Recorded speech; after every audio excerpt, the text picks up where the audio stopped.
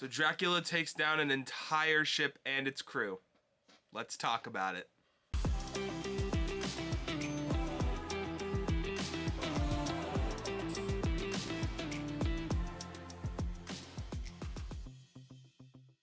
Welcome back, everybody, to another video. If you have not seen the Behind the Kernel introduction video, I'll leave that somewhere here. But today, I'm here to talk about the Last Voyage of Demeter. I actually went and saw this last night, just kind of on a whim. I didn't really hear too much about this movie. I was just like, you know what? It just came out tonight. Let's go see it. And what I was expecting was a movie that was decent. But what I got instead was a movie that I actually thought was pretty, you know, a lot better than I thought it was going to be. So, yeah, right before we get into this, if you are new here, consider hitting that subscribe button. And if you have not seen this movie yet, then there are some serious spoilers ahead. Alright, let's start with the bad. So, there's really not too much to talk about here. Other than the fact that, like, there were one or two parts in the movie where I was like, you know, you're kind of losing me a little bit.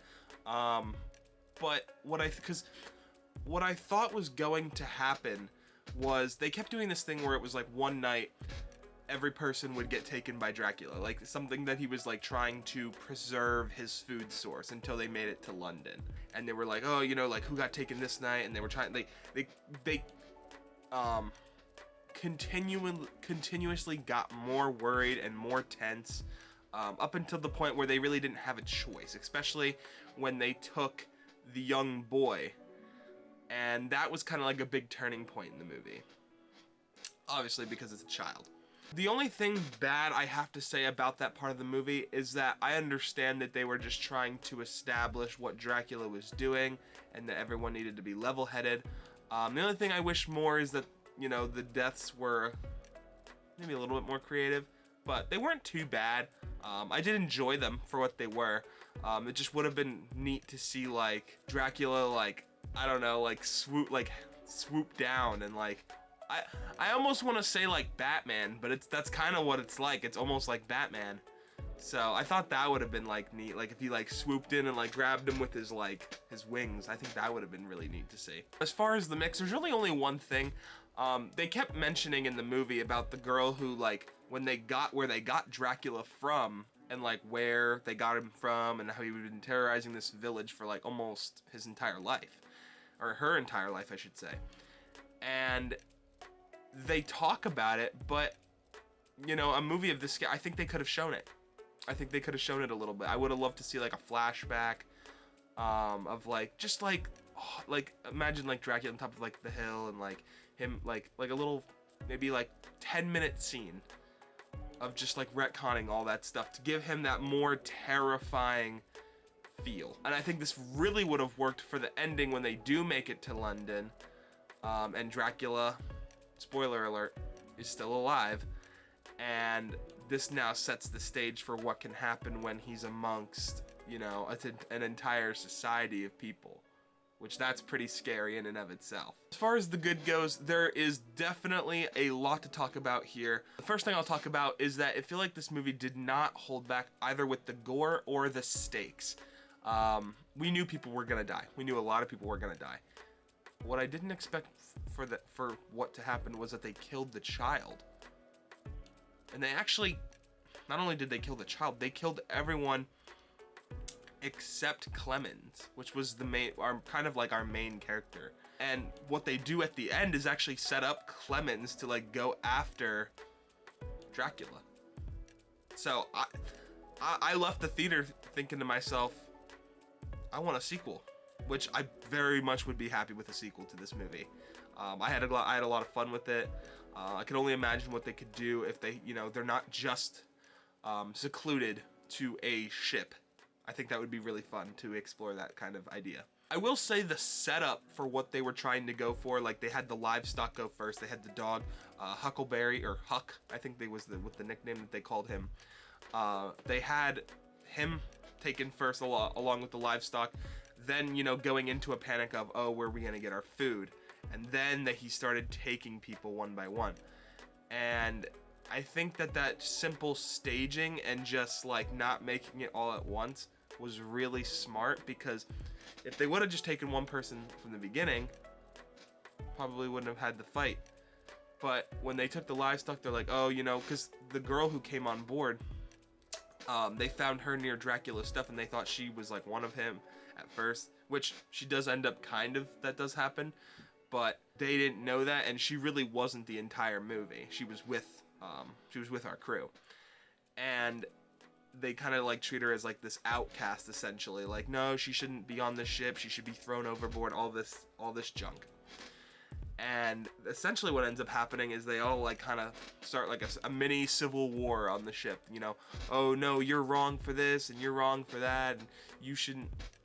And the kind of the best possible environment for Dracula to take advantage of people fighting against themselves. He's already powerful enough, and then if he has the people arguing amongst themselves, it's almost too easy. One thing I did really enjoy, especially with Clemens, is he had this like whole ideology of like he wanted to understand the world and everything in it, and he kind of gives his backstory as to why he, you know, he wants to and why he holds that that belief.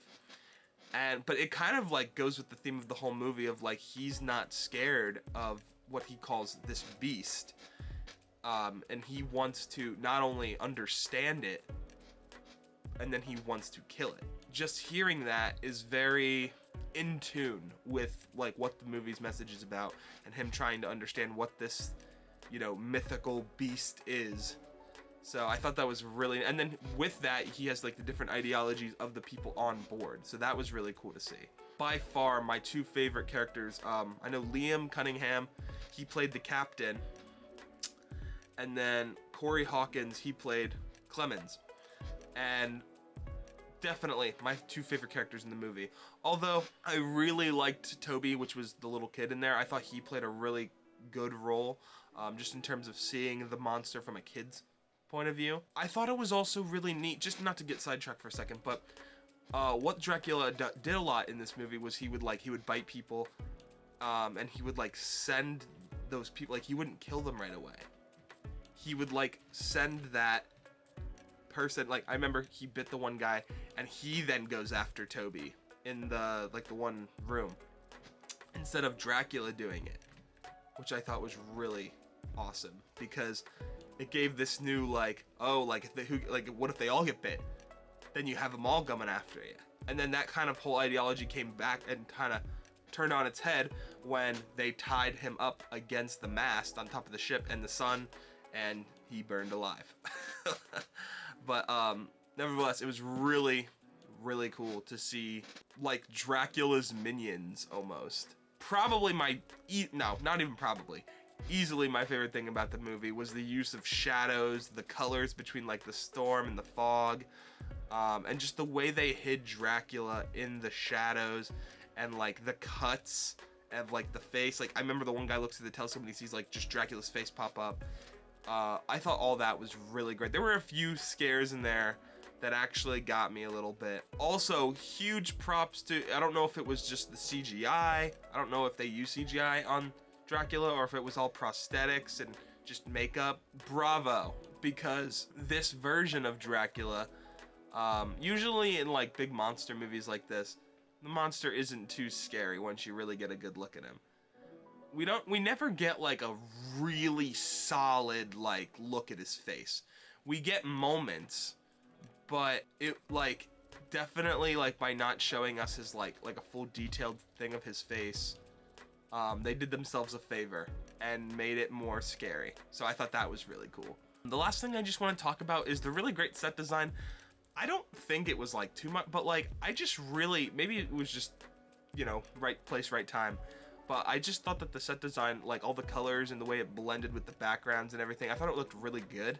I'm not usually one for like old like pirate movies and stuff like, this wasn't a pirate movie, but like old movies like this, like movies set back way back then. It really has to be the right thing. Like I really enjoy Pirates of the Caribbean. I enjoy stuff like that. And I really enjoyed this. Like it has to be it has to be done right. I know one of probably my least popular opinions is that I'm not really a fan of Lord of the Rings. I've watched all of them, and I just can't get into it.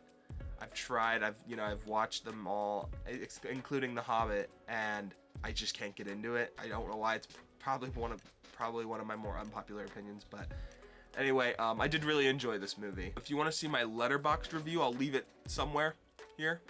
But let me know what you guys thought of the movie, and if you guys plan on going to see The Last Voyage of Demeter. Until then, guys, peace.